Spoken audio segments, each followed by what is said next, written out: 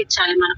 Ventures అంటే అందులో వాళ్ళు చుట్టుపక్కల ఇన్ని ఎస్ఎఫ్టీలు కానీ ఇన్ని ప్లాట్స్ ఉన్నాయి అని కానీ వాళ్ళు ఓవర్ వ్యూ చూపిస్తారు. కాబట్టి నేను తీసుకున్న దానిలో అవన్నీ ఏం యూజ్ చేయలేదు. యాక్చువల్లీ మీకు చూపిద్దామని, కానీ స్క్రీన్ షేర్ నాకు రావట్లేదు. మనం నార్మల్ వీడియోస్ తీసుకోవాలి అన్నా, ఫొటోస్ తీసుకోవాలి అన్నా కానీ ఇలాంటి డిఫరెంట్ అన్ని యూజ్ చేసుకోవచ్చు. ట్రెండింగ్ ఉన్నాయి, అందులో క్లాసిక్ కూడా ఉంటాయి.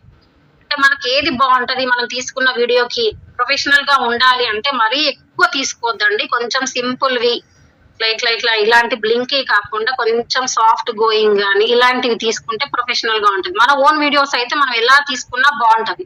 ఇప్పుడు ఇంకా కొత్త టెంప్లెట్స్ వచ్చినాయి. పర్సన్ డిసపియర్ అవ్వడం, లేకపోతే సడన్ గా పర్సన్ రావడం, ఓన్లీ పర్సన్ ఉన్న దాన్నే టెంప్లెట్ గా యూజ్ చేసి డైరెక్ట్ డిస్ప్లే అవ్వడం, ఇలాంటి చాలా టెంప్లెట్స్ కూడా వచ్చినాయండి. మనం అవన్నీ ఇన్స్టాగ్రామ్ లో కూడా చూసి ట్రై చేయొచ్చండి.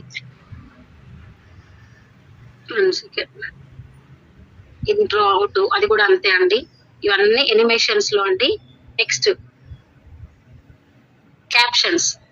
క్యాప్షన్స్ కూడా అంతే అండి. మనం ఇప్పుడు ఒకవేళ డైరెక్ట్ ఎంటర్ అవ్వాలి అన్నా అవుతుంది, లేదు అంటే క్యాప్షన్స్. మాకు కొంతమంది ఏం చేస్తారంటే వాయిస్ ఓవర్ ఇస్తూ క్యాప్షన్స్ అదే టైంకి రావాలి అన్నప్పుడు మనం టైం సెట్ చేసుకొని మనం వాయిస్ ఓవర్ ఇచ్చినప్పుడు ఫస్ట్ అంతా సెట్ చేసుకున్న తర్వాత నెక్స్ట్ లో మనం వాయిస్ ఓవర్ ఇస్తాం. సో ఆ టైంలో టైం సెట్ చేసుకున్నా కూడా ఆ టైంలో అన్నది డిస్ప్లే అవుతుందండి.